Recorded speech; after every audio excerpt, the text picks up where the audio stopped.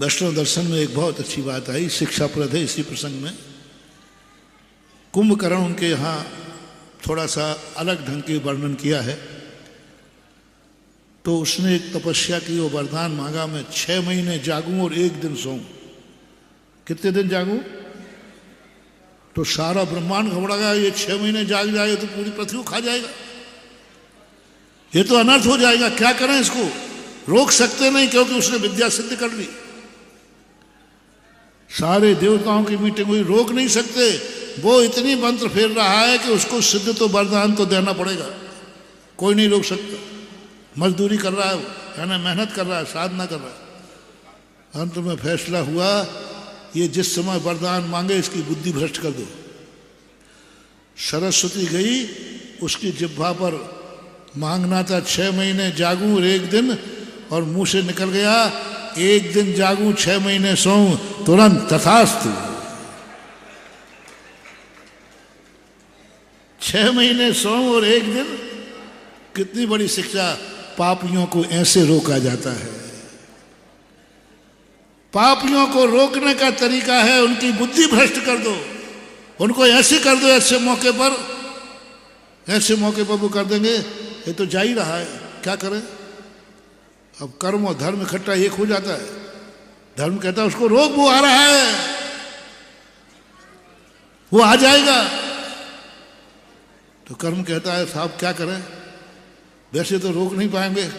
तो कर्म कहता है रास्ते में किसी से झगड़ा करा दे, और किसी जाकर के वो झगड़ा करेगा और कहेगा अच्छा ये बात है, मैं आज के बाद पंचकल्याणक में कदम नहीं रखूंगा। हाँ बेटा, वो तो प्लानिंग पहले से थी। होता है कि नहीं? देखो कई बार ऐसी कसाया हो जाती है नहीं, हम मंदिर में कदम ही नहीं रखेंगे। महानुभाव फेल हो गए, तुम फेल हो गए, और कर्म की प्लानिंग सफल हो गई। वो चाहिए रहा था कि तू किसी प्रकार पंडाल के अंदर न पहुंच पाए, तो लो साहब अपना कर्म बीच में आ गया, अपनी कसाय बीच में आ गई, XYZ कुछ भी आ गया।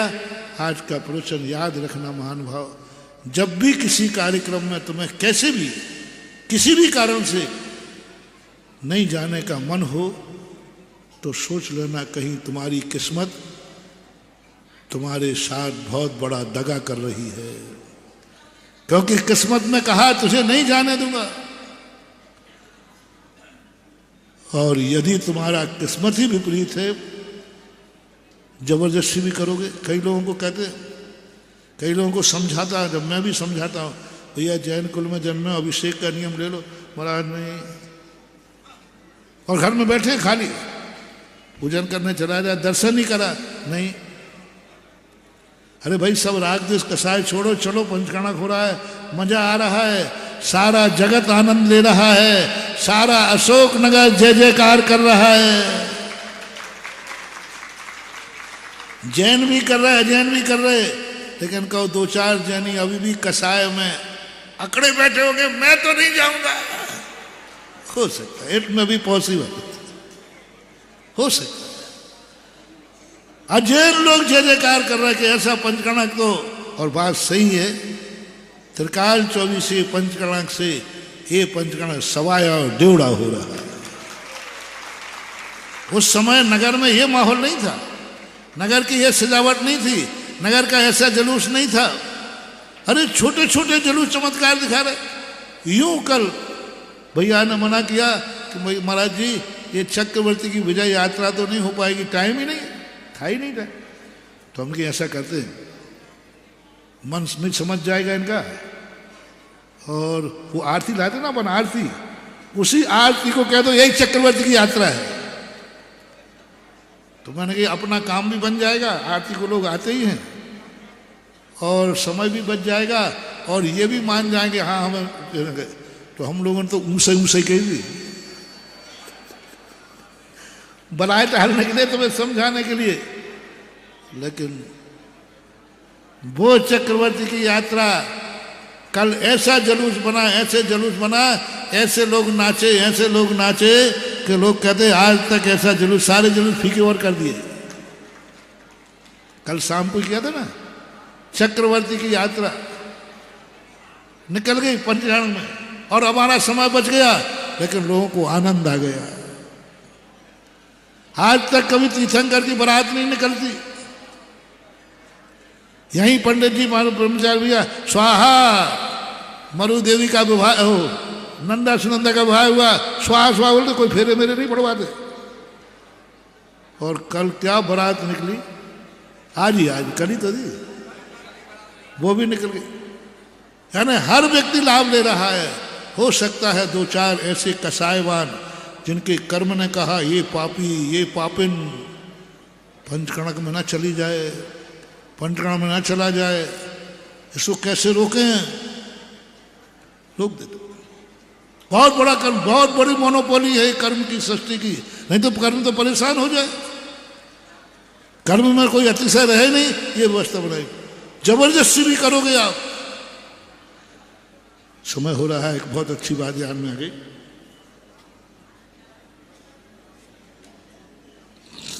गुरु समझा रहे हैं, नहीं समझेगा। माँ बाप समझा रहे हैं, नहीं समझेगा। सब समझा रहे, नहीं मैं तो नहीं करूँगा, मैं तो नहीं जाऊँगा। तो मैं सोचता हूँ इतने समझाने के बाद भी इसका अभिषेक जाने का मन नहीं हो रहा।